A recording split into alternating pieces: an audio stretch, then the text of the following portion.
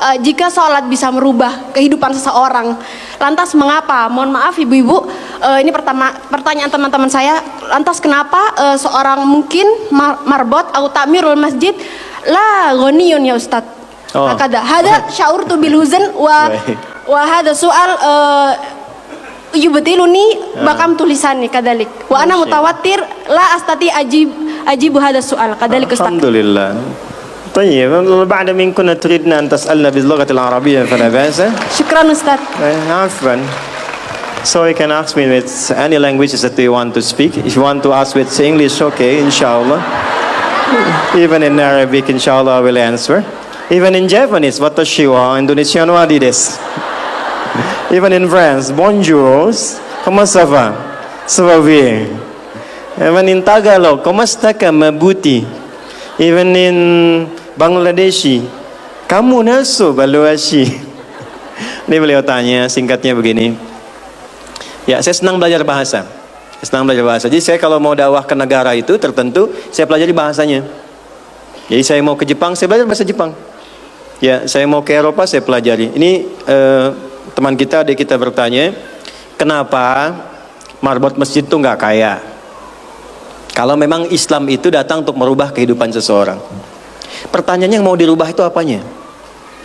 Karena mindset seseorang berpikir kalau berubah itu selalu penampilan materi.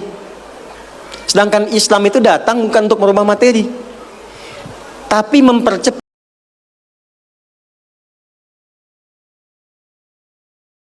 pilihan dalam berkehidupan. Silahkan gunakan. Satu dengan kedudukan, kedua dengan harta, ketiga dengan ilmu, keempat dengan tenaga. Dan itu ada babnya. Kalau Anda ingin dengan kedudukan, jangan tanggung yang paling tinggi. Cita-cita diplomat jadi menlu sekalian. Cita-cita di birokrasi jadi presiden sekalian. Ya, jangan tanggung, jadi yang paling tinggi. Nanti ada babnya, ada fikihnya. Ya, namanya Kitabul Imarah namanya. Kitab ke-33 di Sahih Muslim. Ada 54 topik. Topik ke-33-nya adalah tentang tata kelola negara. Kalau ingin kaya, jangan tanggung. Raih tingkat ketiga sekalian. Tingkat pertama tuh kaya, kedua kaya banget, ketiga kebangetan kayanya. Dan semua sahabat dapat level itu. Nanti ada kurikulumnya di Al-Bukhari, Kitabul Buyu', kitab tentang tata kelola niaga. Tidak pernah ada sahabat Nabi, kemudian tabi'in dan generasi setelah itu yang mengamalkan bisnis dengan metode itu. Tidak pernah mereka berdagang dan kembali modal, nggak ada. Mereka selalu kembali untung. Nggak ada dagang kembali modal, kembali untung. Abdurrahman bin Auf, Utsman bin Affan. Yang pertama tadi Amr bin As, Umar bin Khattab dan sebagainya. Tiga, ilmu.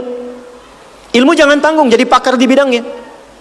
Utsman lihat, oke, yang di birokrasi Amr, saya di harta. Tapi Ali melihat, Utsman sudah ngambil harta, Amr sudah ngambil kedudukan, saya pilih ilmu, passion saya di ilmu. Maka yang diperdalam ngaji.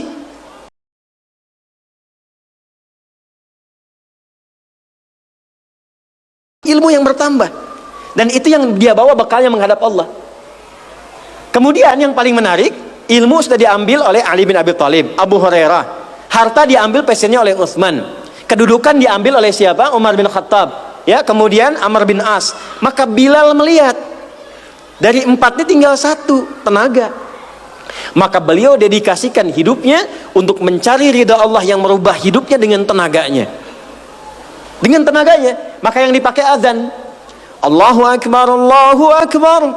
Selesai azan, Nabi langsung komen.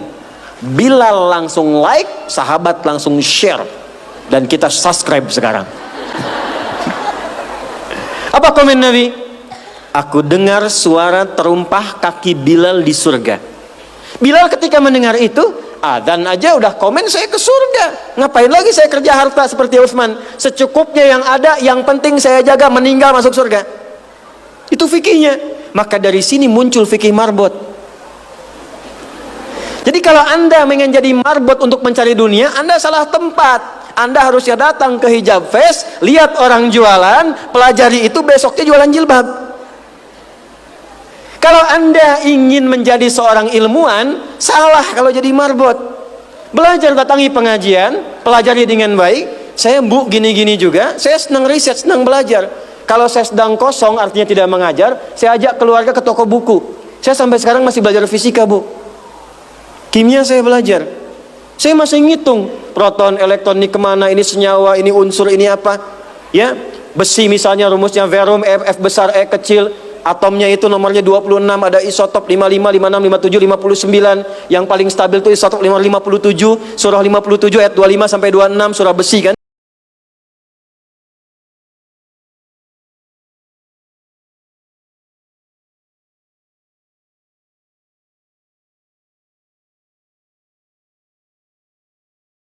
Pakai kemana aja, karena passion saya di pengetahuan. Jadi kalau ditanya, saya nyambung. Saya cuman gak bisa main lato-lato aja. Orang tanya saya hukum musik, saya nggak semudah lisan mengatakan halal, haram, tidak. Saya riset, Bu, sampai ke notasinya. Apa jenis musik, apa karakternya, dari syair sampai ke sekarang, sampai ke notasi. Itu saya pelajari. CDF, GABC, GFIS, DFIS, G, DFIS, G, ABCIS, D, ABCIS, D, FIS, GIS A, FIS, GIS A, BCIS, DIS E, BCIS, DIS F, FIS, GIS AIS B, FIS, GIS AIS B, CIS, DIS AIS FIS, CIS, AIS FIS, GIS AIS BIS, CIS. Apakah saya bisa main musik? Tidak.